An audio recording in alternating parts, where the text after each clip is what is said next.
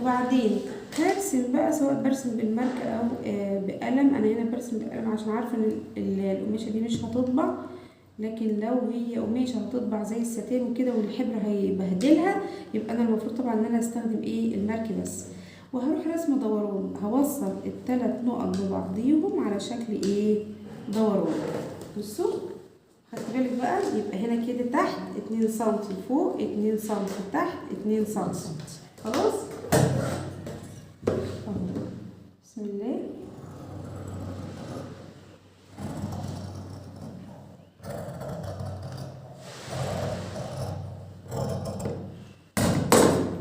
نيجي نفتح بقى كده نشوف الشكل. دي زيادة، خدنا بالنا من الشكل بقى، شكل طبع شكل قلب حلو ازاي.